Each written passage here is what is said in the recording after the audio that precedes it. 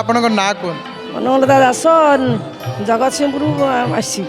ନାରଦିଆ ଗ୍ରାମରୁ ଜଗତସିଂହପୁର ନାରଦିଆ ଗ୍ରାମରୁ ଆସିଛି। କ'ଣ ଅନୁଭୂତି ଅଛି ମା? ନୀଳାଚଳ ନିବାସାୟ ନିତାୟ ପରମାତ୍ମ ବଳଭଦ୍ର ସୁଭଦ୍ରା ଜଗନ୍ନାଥ ଏତେ ନମ ଜଗନ୍ନାଥ ସ୍ୱୟଂ ନର ପତାକା ଏ ପ୍ରଭୁ ଜଗନ୍ନାଥ ପ୍ରଭୁ ଜୟ ଜଗନ୍ନାଥ ଜୟ ଜଗନ୍ନାଥ।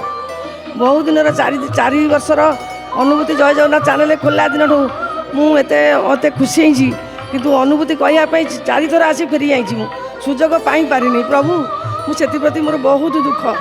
ଏବେ ଡିସେମ୍ବର 26 ତାରିଖରେ ପିଲାଛୁଆଙ୍କୁ ସମସ୍ତଙ୍କୁ ଆଣିକି ଆସିଥିଲି ପିଲାଛୁଆ ସମସ୍ତଙ୍କୁ ମାନା ବାନ୍ଧିଲି ଗଲି, କିନ୍ତୁ ସୁଯୋଗ ପାଇପାରିଲି ନାହିଁ। 7 ଘଣ୍ଟା କାଳ ମେରିକାଟରେ ରହିକି ସମୟ ସରିଗଲା କହିପାରିଲି ନାହିଁ। ଆଜି ଚନ୍ଦନ ଯାତ୍ରାକୁ ଆସିଛି। ଆଜି ମୋ ଦେହ ମୁଣ୍ଡ ଟିକେ ଭଲ ନଥିଲା। ଆର ବର୍ଷ 24 ମସିହାରେ ମୁଁ ହଠାତ୍ ମାର୍ବଲ ଲାଗିଥିଲା ପାଇପ୍ ମୂଳେ, ମୁଁ ଧୋଇ ନାହିଁ ଆସିବି କ'ଣ ପଡ଼ିଗଲି ଡାହାଣ ଖୁଆ ମାଡ଼ ହୋଇଗଲା।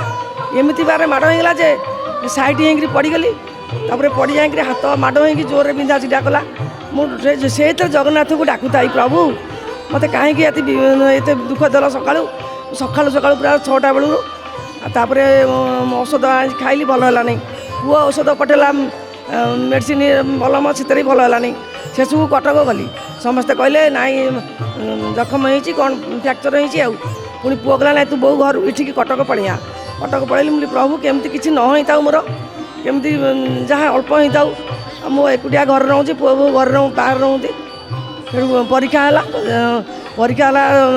ଯେ ମାନେ ମାଡ଼ ଟିକେ ହେଇଛି। ତାପରେ ଇଞ୍ଜେକ୍ସନ୍ ଦେବାକୁ ପଡ଼ିଲା, 5ଟା ଇଞ୍ଜେକ୍ସନ୍ ଔଷଧ ପତ୍ର ଖାଇକିରି ଭଲ ହେଲା। ସେଥିରେ ହେଲା। ତାପରେ ଏ ପିଲାଙ୍କୁ ଆଜି ଆଣିକିରି ଆସିଛି। ଆଉ ମୋତେ ଆଉ ଜୀବନରେ ବହୁତ ଦୁଃଖ, ସେଗୁଡ଼ା କହିବାକୁ ହେଲେ ସମୟ ନାହିଁ ନା କହିହେବନି। ଆଉ ଏତିକିରେ ମୋ ପିଲାଛୁଆ ସମସ୍ତେ ଭଲରେ ଅଛନ୍ତି, ଭଲ ଯାଆନ୍ତୁ। ପ୍ରଭୁ ଡାକୁଛି ତାକୁ ସମସ୍ତେ ଭଲରେ ରହନ୍ତୁ। ପରିବାର ମୋ ପିଲାଛୁଆ ଝିଅ ଜ୍ୱାଇଁ ପୁଅ ବୋଉ ସମସ୍ତେ ଭଲରେ ରହନ୍ତୁ। ମୋ ପରିବାର ଭଲରେ ରହନ୍ତୁ। ଆଉ ମୋ ଭାଇମାନଙ୍କ ପରିବାର ଭଲରେ ରହନ୍ତୁ, ତାଙ୍କ ପିଲାଛୁଆ ସମସ୍ତେ ଭଲରେ ରହନ୍ତୁ। ମୁଁ ଏତିକି ଡାକୁଛି। ମୋ ଝିଅ ଦେହଟା ଟିକେ ଭଲ ରହୁନି, କେମିତି ସେ ଯାହା ଦେହଟା ଟିକେ କେମିତି ଭଲ ରହିବ ପ୍ରଭୁ, ଏତିକି ମୁଁ ଡାକୁଛି ପ୍ରଭୁ ଜଗନ୍ନାଥ। ପ୍ରଭୁ ମୁଁ ଏଇ ଚନ୍ଦନ ଯାତ୍ରାକୁ ଆଜି ଆସିଛି। ଆଉ ପ୍ରଥମ ଚନ୍ଦନ ଯାତ୍ରା ଦେଖି ହେଲା ନାହିଁ। ପ୍ରଥମ ଚାପ ବର୍ଷା ଯୋଗୁଁ ବନ୍ଦ ରହିଛି। ଦ୍ୱିତୀୟ ଚାପ ହେବ ରାତି ଚାପ, ଯଦି ସୁବିଧା ହେବ ଦେଖିବି କ'ଣ ହେଉଛି। ରାତି ଚାପ ହେଉଛି ନା ବର୍ଷା ତ କରୁଛି। ଆଉ ଆସିଛି ଠାକୁର ପ୍ରଭୁ।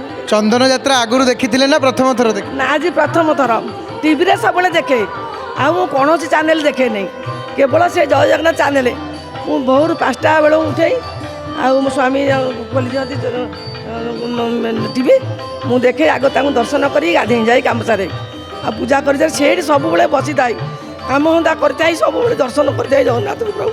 ମୁଁ କହିଲି ଆଉ ଦୁନିଆରେ କିଛି ନାହିଁ, ଆମେ ତ ବୟସ ହେଇଗଲାଣି, ଆମର ଆଉ କ'ଣ ଅଛି? ଆଉ ଲୋଭ ନିହତ ସଂସାରରେ କ'ଣ ଅଛି? ସେଇ ହେଲା ତାଙ୍କରି ଇଏରୁ ଆମେ ପଢ଼ି ରହିକିରି ଆମେ ଆମ ଜୀବନଟା ସାର୍ଥକ ହେଇଯାଉ। କେମିତି ପ୍ରଭୁ କେମିତି ବୟସ ଆସି ହେଇଗଲାଣି, ଆଉ କେମିତି ପିଲାମାନଙ୍କୁ ଭଲରେ ରଖନ୍ତୁ, ବିଶ୍ୱର ମଙ୍ଗଳ ହଉ, ସମସ୍ତେ ଭଲରେ ରହନ୍ତୁ, କୁଟୁମ୍ବ ଭଲରେ ରହନ୍ତୁ, ଏତିକି ପ୍ରାର୍ଥନା ମୋର। ସମସ୍ତେ ବହୁତ ସୁନ୍ଦର କଥା ଟିକେ କହିଲେ ମା, ବିଶ୍ୱର ମଙ୍ଗଳ ହଉ। ଜୟ ଜଗନ୍ନାଥ ଟିଭି ଦେଖନ୍ତି ଆପଣ କହିଲେ। ଜୟ ଜଗନ୍ନାଥ ଟିଭିରେ ଯେଉଁ ଭଜନ ଶୁଣନ୍ତି ନମିତା ମାଙ୍କ ମୁଖରୁ, ନମିତା ମା ଗାଇଥିବା ସବୁ ଭଜନ ଏଇ ପୁସ୍ତକରେ ରହିଛନ୍ତି। ମହାପ୍ରଭୁଙ୍କର ପୁରାତନ ଭଜନ, ସବୁ ଭଜନ ଏଥିରେ ଅଛି। ଆକୁ ପ୍ରତିନିତ୍ୟ ପାଠ କରିବେ। ଜୟ ଜଗନ୍ନାଥ।